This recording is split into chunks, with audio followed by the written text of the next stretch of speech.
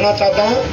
हमारे बीच में सीपीआई के केंद्रीय कमेटी के साथी समर भंडारी जी, माले के राज्य सचिव साथी इंद्रेश जी, तमाम पार्टियों के नेतागण, ट्रेड यूनियन के नेतागण, हमारी महिला बहनें और तमाम धरने में बैठे हुए साथियों, मैं आपसे ये कहना चाहता हूं जो ये तमाम मुहिम पूरे प्रदेश के अंदर चल रही है, इस मुहिम का अगवा दस्ता है हमारे प्रदेश के माननीय मुख्यमंत्री जी।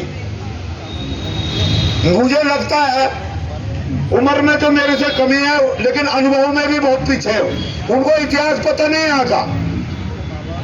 जब हिंदुस्तान की आजादी के बाद पहला आम चुनाव हुआ, उस चुनाव में एक तरफ कांग्रेस पार्टी खड़ी थी और एक तरफ मुस्लिम लीग का उम्मीदवार खड़ा था इसी देहरादून में। और ये देहरादून का पूरा इलाका का जो बहुमत था, जो गांव थे, वो मुस्लिमों से भरा हुआ गांव था। और उस जमाने में मुस्लिम लीग ने नारा लगाया कि मुस्लिम हमको वोट दो, हमको जिताओ और पाकिस्तान, हम लोग सब पाकिस्तान जाएंगे। माननीय धामी जी, उस जमाने में इस देहरादून के मुस्लिमों ने मुस्लिम लीग को वोट नहीं डाला।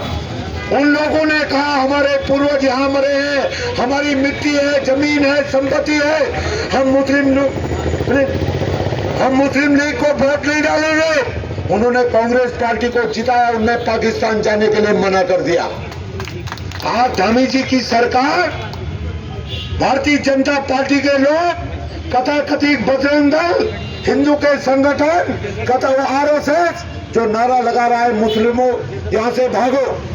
हम बताना चाहते हैं धामी जी, आप पिथौरागढ़ के रहने वाले, आपके जनपद में मुस्लिमों के गांव है कि नहीं है मुझे नहीं मालूम, लेकिन मैं कहना चाहता हूं चमोली के अंदर मुस्लिमों के गांव है, रुद्रप्रयाग जनपद में मुस्लिमों के गांव है, टेरी के इलाके में मुस्लिमों के गांव है।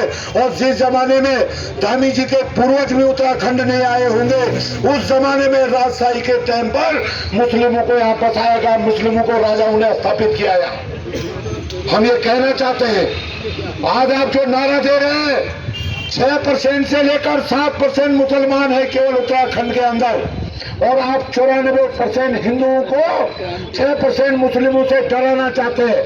इसलिए डराना चाहते हैं साथियों, आप पिछले 6-7 साल से राज में है, 23 सालों के अंदर कांग्रेस और भाजपा उत्तराखंड की राजगद्दी में बैठे। इन्होंने जमीन को लुटाने का कानून बनाया, इन्होंने रोजगार का लुटाने के कानून बनाए, इन्होंने शिक्षा को खत्म करने के कानून बनाए, इन्होंने स्वास्थ्य को खत्म करने के कानून बनाए।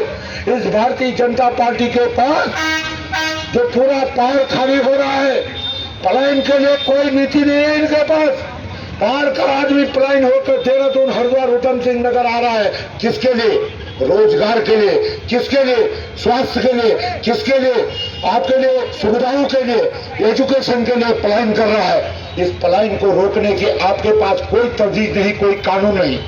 पलायन को बढ़ाने के लिए यही धामी की सरकार, भाजपा की, त्रिवेंद्र रावत की सरकार 2018 में कानून लाती है, पहाड़ के जमीन को लुटाने का कानून लाती है। और जगह जगह सोशल मीडिया से आ रहा है, आज भी आया, यमकेश्वर ब्लॉक के अंदर रात को गांव वालों से उनको उठाया गया, रेलवे के दफ्तर में लाया गया, रातों रात उनकी जमीन को रेलवे के नाम पर ट्रांसफर कर दिया गया। कैसे किया गया? आप पहाड़ की जमीन को लुटा रहे हैं। जब बेरोजगार रोजगार की मांग कर रहा है, उस पर लाठियां बरसा रहे, उस पर 307 का मुकदमा दर्ज कर रहे हैं, हजारों नौजवानों को पर मुकदमे दर्ज कर रहे हैं, उनको जेलों में भेज रहे हैं। आपके पास जवाब नहीं है। आपके अस्पतालों में, पहाड़ के अंदर तमाम बड़ी बड़ी विश्व बैंक के पैसों से बड़े बड़े हॉस्पिटल की बिल्डिंगें बनी है, लेकिन वहां डॉक्टर नहीं है, वो रिफर सेंटर बने हुए हैं। और रिफर क्या हो रहा है? गोपेश्वर का डिस्ट्रिक्ट हॉस्पिटल रिफर कर रहा है श्रीनगर का बेस हॉस्पिटल रेफर कर रहा दून हॉस्पिटल, और दून हॉस्पिटल का डॉक्टर रेफर कर रहा इंद्रेश में, नेक्स्ट में, कैलाश में। आपका जोनीगरण वो प्राइवेट हॉस्पिटलों को बेचने का काम, प्राइवेट हॉस्पिटलों में लूटवाने का काम कर रहे हैं। आपके पास जवाब नहीं है, आप पूरी तरह से पिट गए हैं। आपको लग रहा है 24 में हम हार जाएंगे, तो आप लब जिहाद, आप जो है लैंड जिहाद। कौन सा लैंड जिहाद? आपको तो मुसलमानों से बड़ी घृणा है, तो धर्मी जी जिहाद भी उर्दू का शब्द है, उस जिहाद से क्यों नहीं, उस शब्द से क्यों नहीं घृणा है आपको? आप क्या कहना चाहते हैं? आपको इतिहास पता नहीं है? आप मजारों को तोड़ रहे हैं लैंड जिहाद के नाम पर।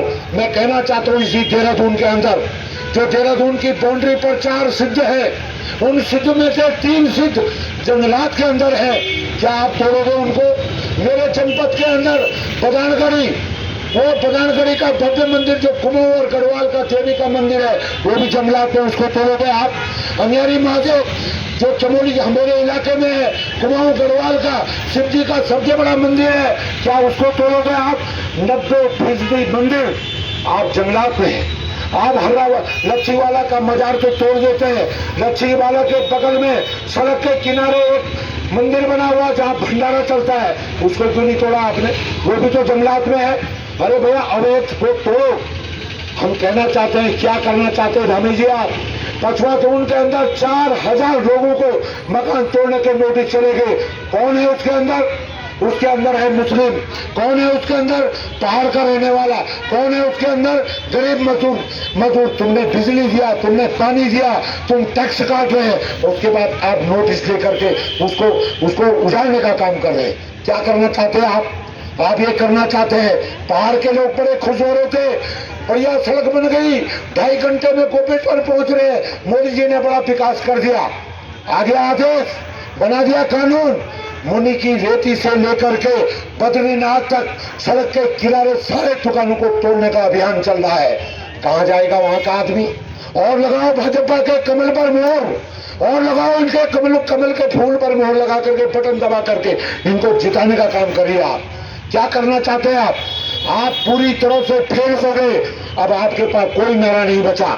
अब हिंदू और मुसलमान को लड़ाओ, और 6% मुसलमान को 94% हिंदू को डराओ, ये मार देंगे, ये पीट देंगे। ये कह रहे डेमोक्रेसी चेंज हो गई। इनके पास कौन सा दूरबीन है, कौन सा कैमरा है धामी के पास जो कह रहा है कि डेमोक्रेसी चेंज हो गई? तुमको वो डेमोक्रेसी चेंज नहीं नजर आ रहा। जब पहाड़ का आदमी देहरादून भर गया, जब पहाड़ का आदमी हरिद्वार भर गया, जब पहाड़ का आदमी उधम सिंह नगर हल्द्वानी बस गया, तब आपको डेमोक्रेसी चेंज नहीं आ रही है। आपकी डेमोक्रेसी की परिभाषा मात्र डराने के लिए कि मुस्लिमों की जनसंख्या बढ़ गई। आपने तो बड़े नारे लगाए, कथाकथित जो तुम्हारे हिंदू आते हैं खूब नारे लगाए कि मुसलमान तो 11 बच्चे पैदा करता है, तुम भी 11 बच्चे पैदा करो। और कौन नारा लगा रहा? जिसकी शादी नहीं है, जो बच्चा पैदा कर नहीं सकता, वो देश का प्रधानमंत्री से लेकर के ये कथित भगवाधारी ये बता रहे हैं अपनी जनसंख्या को बढ़ाओ। अरे क्या इससे संतुलन ठीक होगा? क्या कहना चाहते हैं आप? 4000 प्राइमरी स्कूल पहाड़ के बंद कर दिया आपने। एक जमाने में नारा लगता था मेरे गांव में स्कूल खोलो। आज क्या हो गया?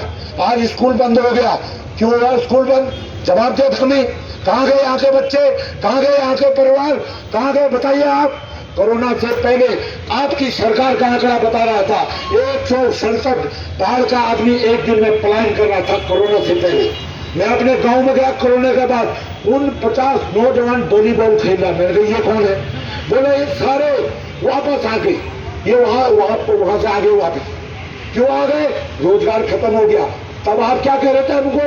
दीपक जलाओ, टॉर्च की लाइट जलाओ, कैंडल जलाओ, थाली जलाओ, थाली बजाओ, पराग बजाओ। तब लोग पराग बजा रहे थे, तब लोग थाली बजा रहे थे, तो कोरोना तो भागा नहीं। कोरोना तो अस्पताल के डॉक्टर ने ठीक किया। हम पूछना चाहते हैं, जब कोरोना था तब कहाँ गया धर्मी का मंदिर? तब कहाँ गया मुल्ले का मस्जिद? तब कहाँ गया उस क्रिश्चियन का वो गिरजाघर? सब पे तो ताले लगे हुए थे। अस्पताल में तो आशा कार्यकर्ती काम कर रही थी, कंप्यूटर काम कर रहा था, डॉक्टर काम कर रहा था, वो कोरोना का इलाज कर रहा था। तब न अल्लाह इलाज कर रहा था, न भगवान इलाज कर रहा था, न कृष्णों का इलाज हो रहा था। वो इलाज तो डॉक्टर कर रहा था, वो विज्ञान कर रहा था। आज जनता को बेवकूफ बनाने का काम कर रहे हैं। अभी एक नारा हो गया है, समान नागरिकता। क्या है समान नागरिकता? क्या है उसके पीछे इंटेंशन? हमने वामपंथी पार्टी के लोग गए उनके पास, क्या है ये है कि मुसलमानों पर लगाम लगाओ, हमने बोला उनको क्या होगा हिंदू विवाह अधिनियम का, क्या होगा उत्तराधिकार अधिनियम का, क्या होगा मुस्लिम पर्सनल बोर्ड का, क्या होगा, क्या जवाब है आपके पास? आजकल फिर आने लग गया। कल हमारा रक्षा मंत्री यहाँ शायद आए थे, वो कह रहे नहीं ये तो बहुत अच्छा है, सबके लिए सब समान है। क्या अच्छा है बताइए, आप बताओ कहाँ है ड्राफ्ट आपका, कौन सा ड्राफ्ट है आपके पास? तो इसलिए साथियों हमको समझना चाहिए। ये कह रहे साहब हिंदू राष्ट्र बनाएंगे, क्या हो हिंदू राष्ट्र? ढोल गवार शूद्र पसंदारी ये सब है तालन के अधिकारी। ये वो संविधान लाना चाहते हैं जहां आधी आबादी महिला को अधिकार नहीं, जहां दलित को अधिकार नहीं, जहां पिछड़े को अधिकार नहीं। आप ऐसा संविधान लाना चाहते हैं इस देश के अंदर, ऐसा संविधान स्थापित करना चाहते हैं आप, और नारा दे रहे हैं मुसलमान को। मैं जिस गांधी ग्राम में रहता हूँ 80% मुसलमान है, वहाँ सारे मुसलमानों की अपनी पक्की जमीन है, चाहे यूपी में है चाहे उत्तराखंड में। वहाँ कौन रह रहा पहाड़ी, कौन रह रहा पूरब का, कौन रह रहा गरीब आदमी, उसके पास न बिजली है न पानी है न मकान है। कल आप नागरिकता कानून को लेकर आओगे, कौन होगा बाहर? मुस्लिम नहीं होने वाला बाहर। बाहर तो वो होगा जिसका कुछ नहीं है, पानी भी बेच के आ गया, 5-6 नाली जमीन यहाँ बना दिया मकान, कोई प्रॉपर्टी नहीं है आपके पास कोई कागज नहीं, आप तो बाहर हो जाएंगे। लेकिन सबसे ज्यादा झंझटदार बने हुए यही नौजवान। जब नौजवानों का आंदोलन चल रहा था, हमने कहा था आप ही नौजवान हैं जो हाथों पर लिखा रहे थे हम भी चौकीदार हैं। आज इस चौकीदार की सरकार ने आपकी पिटाई कर दी। यही चौकीदार की सरकार ने आप पर मुकदमे थोप दिए। यही चौकीदार की सरकार के इशारे पर ये बेरोजगार संघ के नेताओं पर 50 हजार रुपए के नोटिस आ रहे। आप और वही नौजवान है जो पुरोला के अंदर नारे लगा रहा था, वही नौजवान है वही नौजवान है जो बेरोजगार के लिए भी चिल्ला रहा था, आज वो पुरोला में नारा लगा रहा। कौन सा खून है भाई आपका? लाल खून है, सफेद खून है, काला खून है? कौन सा खून है? कालसी में 12 छात्रों ने शिकायत की मास्टर से, ये बदतमीजी कर रहा है। मास्टर जेल गया, उबाल नहीं आता। जब हनोल में एक दलित मंदिर प्रवेश पर जलाया गया तब उबाल नहीं आया। बागेश्वर में एक दलित को गर्दन काट दिया तब उबाल नहीं आया। अल्मोड़ा में जगदीश को मार दिया तब उबाल नहीं आया। ऐसी तमाम घटनाएं जो घट रही है तब उबाल नहीं आ रहा है। उबाल मात्र इसलिए आ रहा है कि पुरोला में एक मुस्लिम लड़का पकड़ा गया और आज का बयान है उसके मामा का। उसने निवेदन किया तमाम मुस्लिमों से, आइए पुरोला में अपनी दुकान को खोलिए, हम कोई न्यायालय जाने वाले नहीं। ये कथा कथित लोगों ने यहाँ पर्चे चिपकाए, पोस्टर चिपकाए, FIR में जबरदस्ती मेरे दस्तखत करवाए। मैं कोर्ट भी जाने वाला नहीं है। गोचर में क्या हुआ? गोचर में जो है यही कथा कथित हिंदू था, ये भगवाधारी, ये गए चोपता से उसके बाप को उठा के लाए, FIR अपनी हाथ से लिखाया, गोचर चौकी में रिपोर्ट दर्ज किया, पुलिस ने गिरफ्तार कर दिया, पुरोला में गिरफ्तार कर दिया। फिर का उबाल, किस बात का उबाल? ये बड़ा विचित्र देश है। 2 सरदार इंदिरा गांधी को मारते हैं, सारे सरदारों को मारो। एक मुस्लिम लड़का पकड़ा गया, सारे मुस्लिमों को पीटो। अरे क्या गारंटी है? अग्रवाल साहब, गुप्ता साहब, आप महेश्वरी साहब, क्या गारंटी है? यही भारतीय जनता पार्टी के लोग, यही RSS के लोग कल नारा लगाएंगे, पहाड़ को छोड़कर सब भागना से यही लगाने वाले नारा, यही लगाएंगे, यही है इनका विचार। इससे हम कहना चाहते साथी, ठीक बोला अभी भाई शंकर ने, 4 है उग्रवादी। क्या करता है DGP? बकवास करता है, सुंदर सी दाढ़ी में करके फेसबुक पे अपना फोटो दिखाता है, पुलिस के दरोगा को टेंशन पैदा करवाता है, पुलिस के सिपाही को टेंशन पैदा कराता है, और तेरे बगल में सबसे बड़ा आतंकवादी बैठा हुआ है, तो उसको गिरफ्तार नहीं कर रहा है। ये 4 आतंकवादी जो आग लगा रहे हैं, क्यों नहीं तुम्हारे पास वीडियो, क्यों गिरफ्तार नहीं करते हो भाई?